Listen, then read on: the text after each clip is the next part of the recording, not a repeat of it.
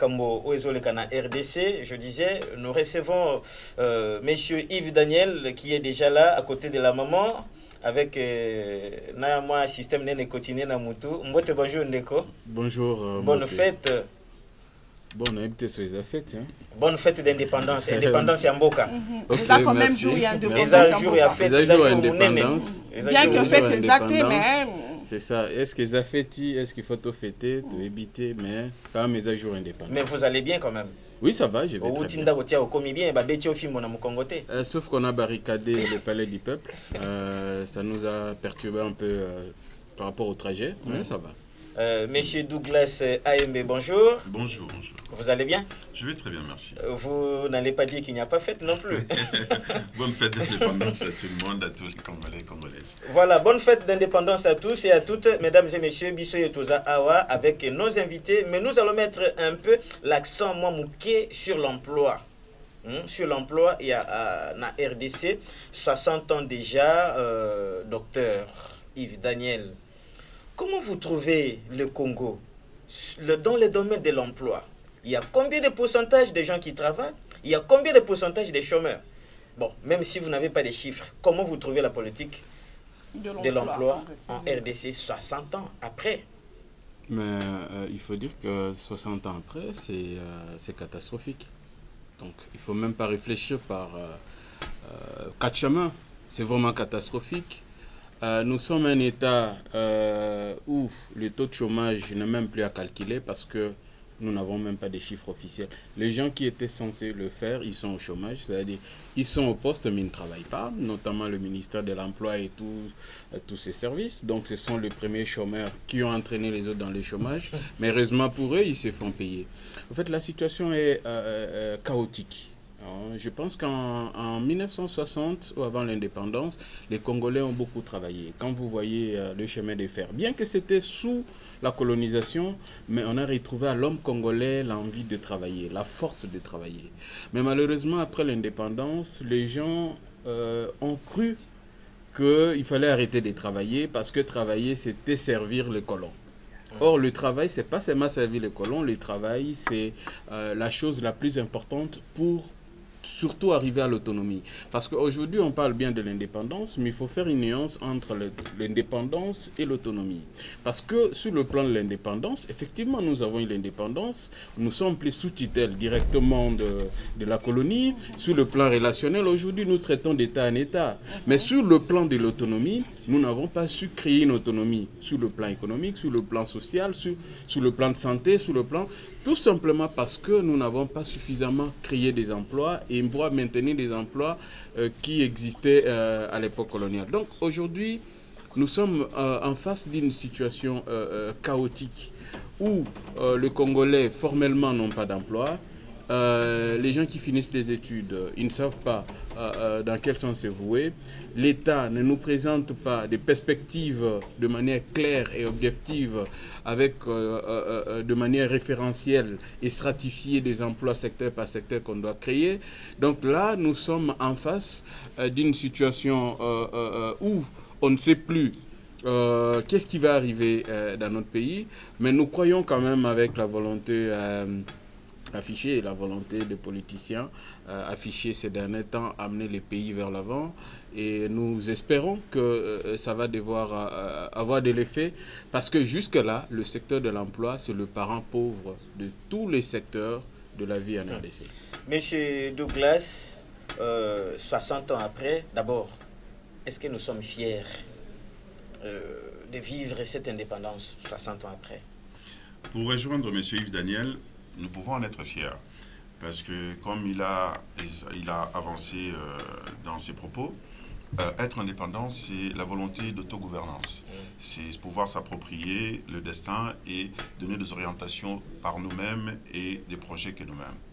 Mais il y a aussi la capacité de pouvoir créer les mécanismes, les moyens qui te permettraient alors de mettre cette politique-là, cette vision-là, ces rêves-là en réalité.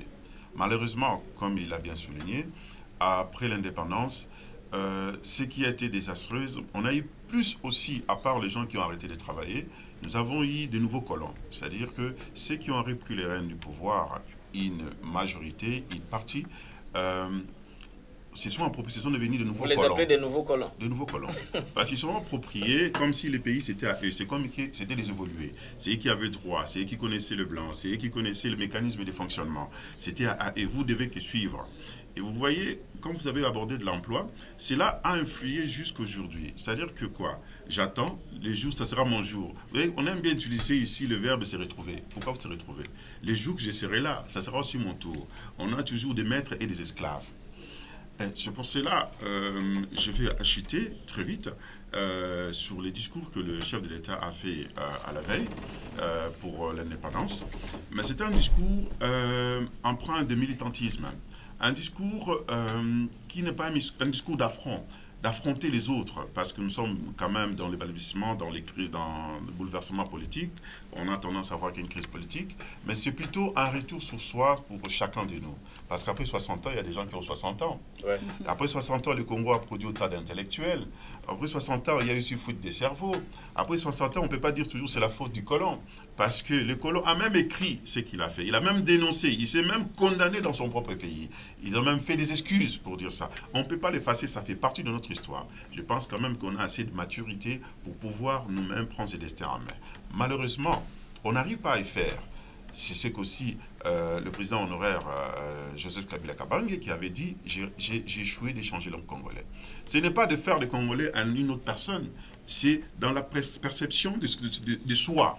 J'ai vu que les hommes de Dieu ici disaient spirituel. C'est la perception de soi. Chacun de nous, l'emploi, c'est l'affaire de tout le monde. Chaque être humain est une richesse pour une nation. Ouais. Pour pouvoir accumuler les richesses, parce que la richesse, c'est l'accumulation des biens, l'accumulation des choses. Mais c'est l'humain qui accumule l'intelligence, c'est l'humain qui accumule les capacités, c'est l'humain qui en met en place le projet et le process de faisabilité.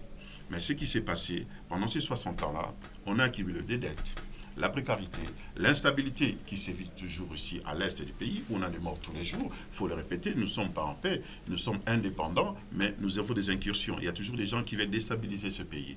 Et parfois avec des intérêts en connivence avec peut-être des gens qui sont à l'intérieur de ce pays. Tout cela, ça implique, ça crée un climat où il est difficile parfois de réfléchir, comme il a dit. On a des gens qui devaient réfléchir sur les mécanismes, comment initier des projets et créer des emplois. Et développer des nouvelles idées, mais qui sont eux-mêmes chômeurs parce qu'ils ne développent pas des idées. Mais il y a aussi des gens qui se plaignent, qui n'ont pas du travail, mais qui ne se lèvent pas non plus pour trouver les moyens. Parce que j'ai entendu les gens dire non, il n'y a pas de moyens. Mais il faut aller frapper à la porte de quelqu'un pour trouver le moyen. Frapper où? Frapper où, justement? Si vous avez une idée, vous pouvez le frapper à sa porte, Les grands problèmes qu'on a ici, c'est quoi? Nous avons une perception, nous voulons d'abord que l'idée qu'on va exprimer, qu'on soit sûr que ça va plaire, qu'on soit sûr que ça va convaincre. Non.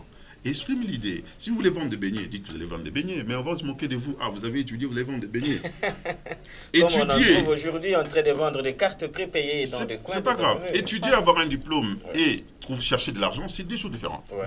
Il y a des domaines comme la médecine. Vous pouvez aller directement aller soigner les gens, travailler dans le secteur hospitalier. Mais j'ai connu des médecins qui ont ouvert des bars, des restaurants, mais qui se sont bien sortis. Ouais. C'est la capacité à toi d'être fier de toi. Nous ne devons pas simplement, bien sûr, on a une classe politique, on a une élite qui a une responsabilité de pouvoir mener, parce que c'est l'élite qui mène, qui oriente. Mais c'est aussi la responsabilité de tous, parce qu'on a soutenu la même élite là. Qu'on dise qu'on n'est pas contre, mais comme il est de notre village, de notre quartier, de notre obédience, au lieu de défendre l'emploi, la sécurité, la précarité, l'enfance, l'éducation, même l'insalubrité, il n'y a personne qui manifeste. Vous avez vu des manifestations pour ces causes-là? Non. Et à qui la faute, M. Douglas? À qui la faute? Parce qu'aujourd'hui, la RDC, on a dit toujours, rien ne va. Dans ce secteur de l'emploi, ça n'évolue pas. La faute revient à qui? Mais la faute revient à tous. En grande partie à tous. Mais tout le monde ne peut pas avoir la faute au même moment. Mais dans votre foyer, quand vous êtes irresponsable, quand on attrape votre enfant là-bas, on dit ouais, celui-là, il a commis des forfaits, c'est tellement, il n'a pas bien être éduqué chez lui. C'est votre faute. La faute appartient aux parents. Les parents, je dis toujours, vous êtes une dette pour vous-même. Quand vous mettez en monde un enfant, il devient aussi une dette pour vous. C'est à vous de l'orienter. Aujourd'hui, vous devez travailler pour préparer non seulement votre pension, mais la pension de vos enfants et de vos petits-enfants. Mais si vous ne apprenez pas non seulement à pérenniser ce qu'ils ont aujourd'hui, à travailler pour aussi que et aussi ses projets 3 générations plus tard, c'est la responsabilité incombe à tout le monde. Pourquoi je dis la responsabilité à tous? Je ne veux pas dire que tout le monde a géré, a volé dans ce pays. Bien sûr, il y a une minorité qui s'accapare les richesses. Et ça, on a vu ça, peu importe les présidents. Les présidents peuvent être un, il y a toujours un seul président. Ouais. Mais c'est la classe, comme Machiavel dit. Les barons qui sont autour. C'est pour cela que j'ai appelé les nouveaux colons. Les nouveaux colons. Mais c'est à nous aussi notre faute, quelque part, parce que si toi, mon frère, tu ne fonctionnes pas bien, mais je te soutiens parce que tu es mon frère. Je n'ai même pas le courage de te dire, écoute, ce que vous faites là, ça, c'est le bien communautaire. La communauté est au bénéfice de chaque individu parce que la communauté existe parce qu'il y a des individus. C'est ça la force. C'est-à-dire quoi? Nous devons réfléchir, agir et réagir. Quand quelque chose se passe qui est bien, on l'accepte. Il y a eu des évolutions, pas dire que tout est catastrophique. On a beaucoup de diplômés, quand même. Donc, on a quand même essayé d'avoir des politiques de 5 chantiers qui a fait rêver les gens. Donc, les gens aujourd'hui peuvent voyager d'un pays à un autre, dans notre province. Bon, maintenant, on est en situation de pandémie, c'est un peu difficile. On a un peu cet espoir-là. Donc, on invite des différents recoins du pays.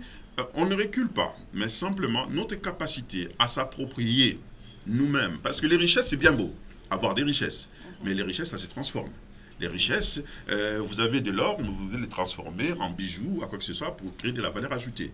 Mais si on reste dans notre coin en disant que c'est notre faute, c'est les politiques. Mais quand les politiques passent par là, on ne l'interpelle pas. On dit, moi, je ne voterai pas pour vous. En tout cas, ce qui se passe comme ça, ça passera comme ça. Et ça aussi, nous sommes aussi nous-mêmes coupables de manque de l'emploi parce qu'on ne résiste pas et on n'interpelle pas sur des causes qui sont communes.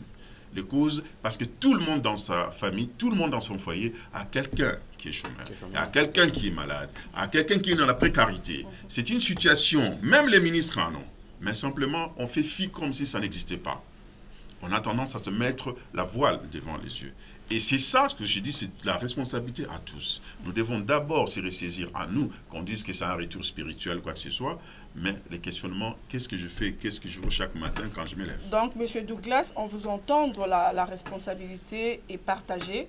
Donc, le gouvernement a sa part de responsabilité. Les jeunes également ont leur part de responsabilité. On vous entend parler, donc c'est ça. Exactement. Dans ces cas maintenant, M. Douglas, 60 ans après l'indépendance, aujourd'hui, la RDC fête, souffle ces 60 bougies d'anniversaire. Que doit être le comportement de ces jeunes? Quand je parle de ces jeunes-là qui n'ont pas d'emploi, d'ailleurs, vous deux ici sur ces plateaux, vous avez soutenu à ce que même au niveau des institutions, vous avez beaucoup plus martelé sur le ministère de l'Emploi. Ils sont là, mais ils ne travaillent pas. Donc la présence de l'absence, ils sont là, ils ne travaillent pas. Ils ont des emplois, mais ils ne travaillent pas. Ils n'ont pas de travail. Dans ces cas, que doit être le comportement de ces jeunes qui n'ont pas de travail? Que doit être son comportement 60 ans après l'indépendance? Il doit être triste parce qu'il se plaint. C'est normal. Je ne dis pas qu'il ne doit pas se plaindre qu'il n'a pas de l'emploi. Simplement, on constate le manque d'emploi. Est-ce qu'ils doivent eux-mêmes créer des emplois? Quel doit être le comportement de ce genre de jeunes? Oui, ils doivent développer l'esprit d'initiative privée. Créer de l'emploi, on ne doit pas confondre et créer une entreprise.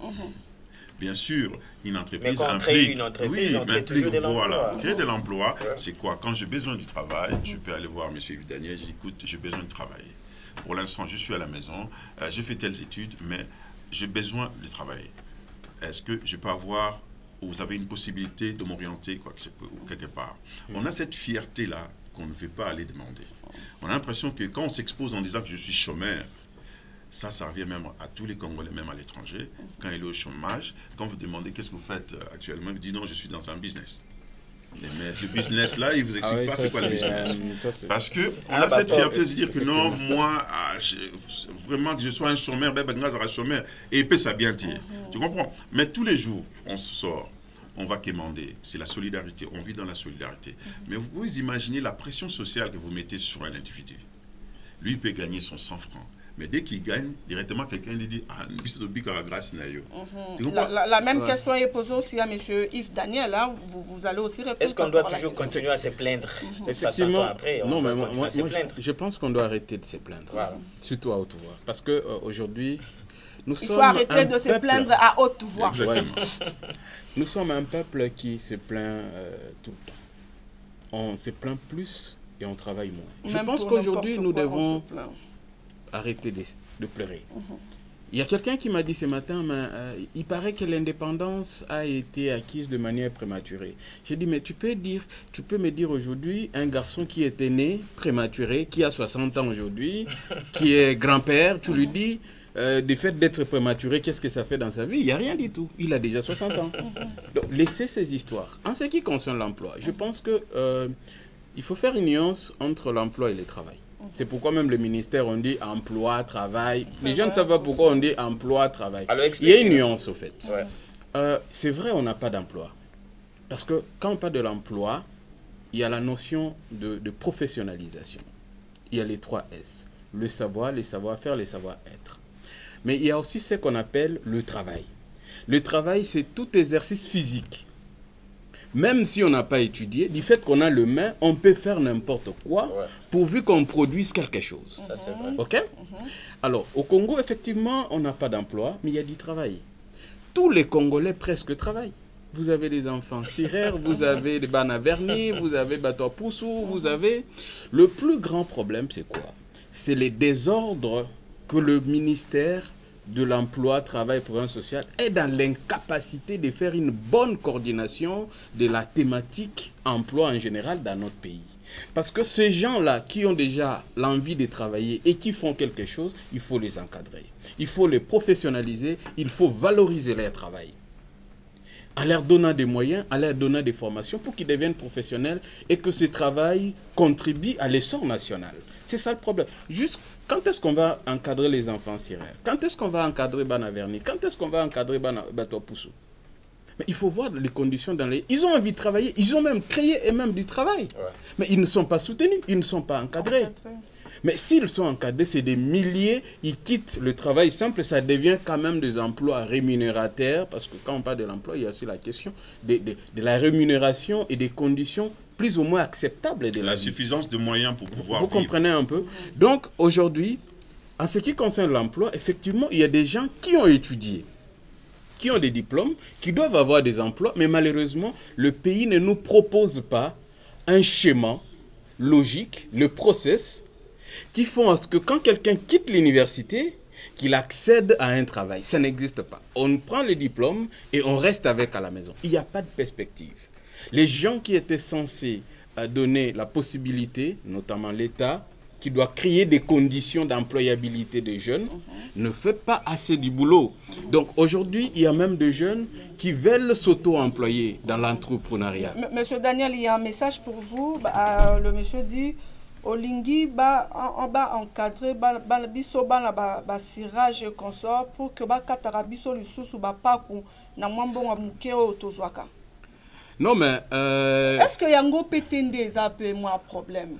Le fait que Baroluka ba encadrer bango koko ma faut ba futa ba paku, il faut ba futa. Est-ce qu'avec le peu qu'il gagne il y a ba kozala en mesure il y a ko futa ka chaque jour pour to moni na marché déjà même ceux là qui vendent des sachets ba futa à moi ba 10 fois. Est-ce que ba kondima yango facilement? Non madame, ça dépend de l'encadrement. Vous comprenez? L'impôt, tout le monde doit payer l'impôt. Aucun pays au monde, même les États-Unis que nous envions, si les États-Unis, c'est parce que tous les citoyens payent l'impôt. Pourquoi nous on veut se dédouaner de l'impôt? Payer l'impôt c'est pas un péché, c'est le fonctionnement normal. Même dans la Bible, les pasteurs étaient ici. Jésus a dit à César, il faut donner à César ce qui est à César, à Dieu ce qui est à Dieu. Même Jésus a encouragé les gens à payer l'impôt.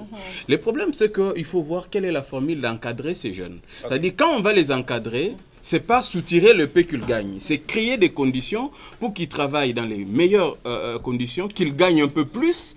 Et s'il gagne plus, l'État aussi peut trouver son compte parce que dans ce que l'État va tirer, il va le reverser, la redevabilité fait que l'État, avec cet argent, il va créer des routes, il va améliorer des infrastructures et ces jeunes, il va améliorer les systèmes de transport. Ces mêmes jeunes vont encore bénéficier au fait. Ok, merci beaucoup. Je vais lire quelques textos. Donc, ce n'est pas qu'on va le voler si on les encadre. Je vais lire quelques textos parce qu'il y a des gens qui ont écrit, nombreusement, mais on n'a pas lu.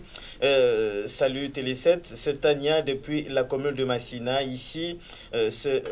Ici, la fête, on danse, on mange, vivant, l'Ipanda. Bonne fête aussi à mon cœur, maître Alpha. Merci beaucoup. chez eux, Namasina, Bazobina, Lipanda, donc la fête se passe très bien. Côté Yabayane, Moutubile. Il y a encore bonjour. Bonne fête de l'indépendance à tous les gens qui sont dans le plateau. Merci. Bonne fête à vous. Merci. C'est monsieur Adji Kanou Kambela depuis la commune de Maluku. Pour moi, vraiment, je suis très très content pour cette fête de l'indépendance. Mais nakosenga kaka na population congolaise, bape sa chance na mokonzi o toza naye ya malamu. S'il te plaît, Milo, on peut prendre cet appel? Non, attends que je termine d'abord à lire, s'il vous plaît. Ça, c'est un appel, il peut partir. On prend Oui, comme ça, il tu continues. Allô, bonjour, vous nous appelez d'où et comment on vous appelle, s'il vous plaît? Bonjour, je m'appelle Anissi, je vous appelle depuis Kimbalseke. Oui, monsieur, contribution non ezanini par rapport à thème Nabiso Alelo. Non, en fait, contribution en elle m'a contribué sur ce que monsieur, votre invité à Zoloba. Oui. On a envoyé un pot. Allez-y. Pour tout un pot, ils ont m'habité, les gars Zoloba. Mais le problème est que un peu nous fout à Kambongwana à la Kisabiso na RDC et le Nini Batonga où ils ont et nous n'avons pas un pot. On va continuer à payer, mais l'argent va dans des poches d'autrui. Merci. Merci pour la contribution. On va répondre. Il va répondre que je termine d'abord à lire quelques messages. Bonjour Télé7, l'Église a échoué à cause de son immaturité spirituelle et n'a pas pu faire de la nation congolaise le disciple de Jésus. Raphaël Ngandou. Salut Télé7, pour les 60 ans de l'indépendance de la RDC, si nous comparons avec la naissance d'un enfant, psychologiquement, nous dirons que la RDC est un enfant idiot, dans le sens qu'un idiot peut communiquer verbalement ou par écrit avec ses semblables, mais cependant, son quotidien intellectuel reste inférieur ou égal à un enfant de 10 ans. Cet enfant restera dans sa vie sous la prise en charge par ses pairs.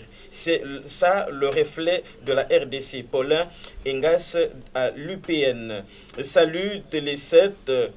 Je pense que le prophète n'a pas raison. Les hommes de Dieu ou un enfant de Dieu ne peut jamais faire la politique. Prophète Wana Aluka Boyebi. Salut, c'est de la part de l'apôtre Trésor. Je remercie. Salut Télé7. Salut Télé7. Quand rien ne va, faut pas faire semblant. En quoi être fier et heureux jusqu'au point de fêter 60 ans après? En réalité, tout le monde s'en fout. Quand je parle de tout le monde, je parle de ce petit peuple qui recevra la dalle. Pas de ces hommes en veste qui le fêtent dans leur building et font mine. Ce n'est pas tout ça là qui satisfait les Congolais. Salut Télé7, attendez-moi, accordez-moi quelques minutes, je termine le message. Salut, moi je suis fier de 60 ans malgré les confinements plus à Lemba. Salut Télé7. De la part de Moïse et Bengo, depuis Kinkole, on a eu l'indépendance théoriquement, pratiquement, nous sommes dépendants des autres, sauf, donc, ouf, Moïse et Bengo. Et salut Télé7, Kombo Nanga, Beli, Navandi na Ngaba, le 30 juin, Oyo, il y a Sony, Ponanini, Mboka et Zobe Bakaka, Sony. Bonjour Télé7, juste vous demander le monsieur qui a porté les lunettes fumées, voilà, je comprends. Salut Télé7, bonne fête de l'indépendance à vous de la part de Denise Bangala. Je pense mes sincères dédicaces à Isaac. Bisous. Okay. Je termine. Après l'indépendance, je termine. Oui. Après l'indépendance égale avant l'indépendance. Par rapport de vie était bonne, le Belge construisait et instruisait. 60 ans après, on construit quoi? Et instruit qui? Par rapport à tout ce que nous vivons après l'Ipanda est plus pire qu'avant l'Ipanda. C'est la descente en affaires. Le dernier message. salut, c'est Olivier Moukelenge. Comment fêter avec le paiement? L'État irresponsable, c'est tout à dire depuis Massina. Alors, nous sommes en train de chuter. Douglas, votre message en 1 minute et on termine. Comme on a parlé de l'indépendance, on voit que les gens qui sont en fête, mais il y a plus beaucoup de plaintes, plus beaucoup de doléances en ce qui concerne l'emploi. Les grands problèmes, comme on a soulevé tout à l'heure par le monsieur qui est Sirer, c'est-à-dire quoi? On a une asphyxie, une pression fiscale aussi sur les entreprises. On a des lois qui sont désuètes et qui ne sont plus adaptées. On constate que dès qu'un Congolais essaie de créer de l'emploi, initier quelque chose, c'est comme si toute l'administration fiscale devait tomber sur lui, le mettre la pression, au point qu'ils disent « je ne fais rien ». Pourtant, ces Congolais-là produisent de l'emploi localement, la richesse reste ici et cette richesse est distributive. Ça permet à ce que l'État d'avoir des revenus continuels. C'est ce qui fait partie seulement du PIB, pas seulement du produit national brut. Le produit national brut inclut tout, même les richesses, la production, les revenus des étrangers.